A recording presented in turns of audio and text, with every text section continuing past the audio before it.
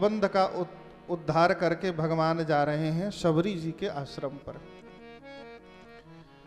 शबरी जी बड़ी भक्तिमती महिला हैं, बहुत भक्ति। एक बार बात है, जब तरुण अवस्था में थी, इनके पिता इनका विवाह करने के लिए तैयार थे, बहुत सारे पशुओं को एकत्रित करके रखा। शबरी जी ने कहा, इतने पशुओं को बांध कर क्यों रखा आपने? बोले बारातियों को काट कर खिलाएंगे। शबरी ने कहा, मेरे विवाह करने से इतने निहत्थे प्राणियों की हत्या होगी, निर्दोष प्राणी मारे जाएंगे। रात्रि में सारे प्राणियों को मुक्त कर दिया और भागकर चली आई मतंग मुनि के आश्रम पर। मतंग मुनि प्रातः काल उठकर शिष्य मंडली के साथ स्नान करने को जाते हैं, तो देखते हैं प्रातः काल ये जिस मार्ग से जा रहे हैं वो मार्ग बिल्कुल साफ सुथरा पड़ा हुआ है। अरे किसने साफ किया? 1 दिन 2 5 हर एक दिन यही घटना घटती है। एक बार कहा, धन्य है वह जो यह मार्ग साफ करता है, जिसकी सेवा दिखाई पड़ती पर वो स्वयं नहीं दिखाई पड़ता। आज लोगों की सेवा कम दिखाई पड़ती है, लोगों का चेहरा बड़ा दिखाई पड़ता है। कौन है? सामने आओ। शबरी हाथ जोड़कर खड़ी हो गई। शबरी से कहा, धन्य हो बेटी, मैं तुमसे बहुत प्रसन्न हूं। तुम इसी आश्रम पे निवास करना, मैं तो नहीं रहूंगा, परंतु वह समय आएगा जब रामचंद्र जी तुम्हें दर्शन देने के लिए स्वयं पधारेंगे। मैं तो नहीं देख पाऊंगा पर तुम देख पाओगे। जब पंपा सरोवर में शबरी जी आई थी चलकर, उसमें कुछ ऋषियों ने सोचा, कहाँ ये अछूत महिला। कुछ लोगों को लगा कि भाई ये बड़ी अछूत है, तो उनके मन में जब ऐसी भावना आई तो कहते हैं कि पंपा सरोवर के जल में कीड़े पड़ गए। हाँ, बाद में जब शबरी से उन्होंने क्षमा याचना की, शबरी के प्रति उनकी बुद्धि बदली, तब जाकर उस पंपा सरोवर पवित्र हो पाया। तो देखो, शबरी आई थी तरुणी अवस्था में, अब हो गई वृद्धा। दूसरा कोई होता सोचता, गुरुजी ने कह दिया राम जी आएंगे, पर राम जी आए नहीं, मैं बूढ़ी हो गई, कब मर जाऊं कोई ठिकाना नहीं। गुरुजी तो झूठे निकले एक नंबर।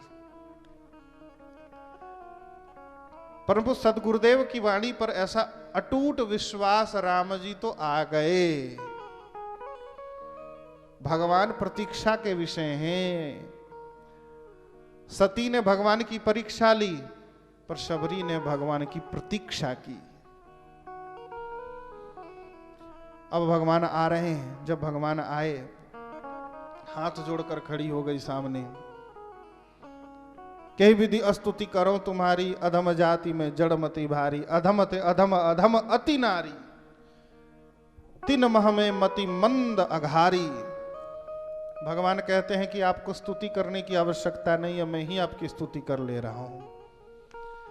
तो नवधा भक्ति स्वरूपिणी शबरी जी हैं, ऐसा कहकर भगवान कहते हैं, प्रथम भगति संतन कर संगा, दूसरी रति मम कथा संगा।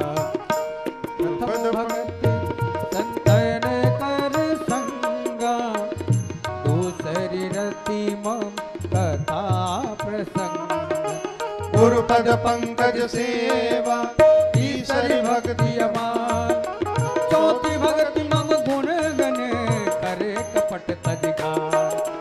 मंत्र जाप मम दृढ़ विश्वास, पंचम भजन सुवेद प्रकाश।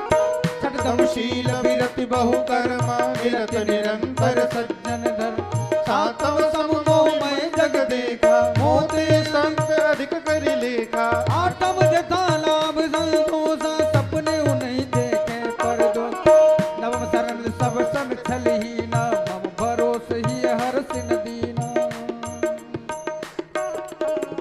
नवमः एकौ जिनके होई, नारी पुरुष सचराचर को। सोई अतिशय प्रिय भामिनी मोरे, सकल प्रकार भक्ति दृढ़ तोरे। सकल प्रकार भगति दृढ़ तोरे। नौ भक्ति है, नौ भक्तियों में एक भी किसी के पास हो तो मुझे अत्यंत प्रिय है, पर आप में तो सारी भक्तियां हैं भाई। भगवान कंद मूल फल सुरस अति दिए राम कह आनी। बारंबार प्रभु खाए, प्रेम सहित प्रभु खाए बारंबार बखानी। कंद मूल फल ला कर दिए शबरी जी ने, भगवान ने बार बार खाई, सराहना की। प्रेम पत्तन नाम का एक ग्रंथ है, उसमें ये लिखा है कि जूठे फल लेकर आई, जूठे बेर लेकर आई और चख चख कर रखती जाती थी, तो उसे भगवान ने प्रेम से प्रसाद समझकर ग्रहण कर लिया महाराज। तो शबरी जी को धन्य धन्य कर दिया।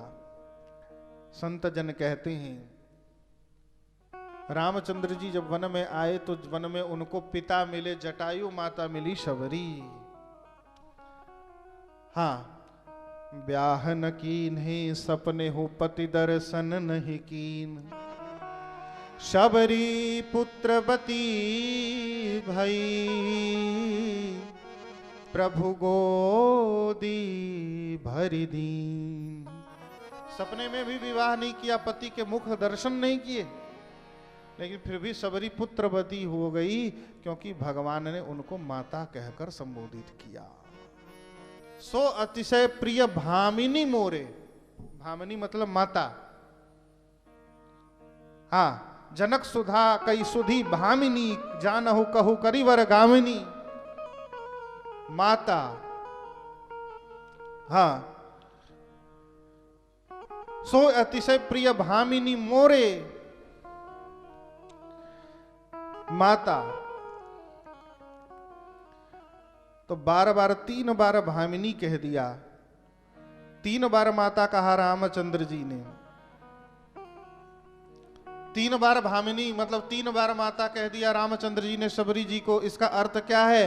बोले आप ही में मैं कौशल्या जी के दर्शन कर रहा हूं, आप ही में कैकेयी जी के दर्शन कर रहा हूं, और आप ही में मैं सुमित्रा जी के दर्शन कर रहा हूं। इस प्रकार ताही दे ये गति, भगवान ने गति दी, उनको प्रदान की।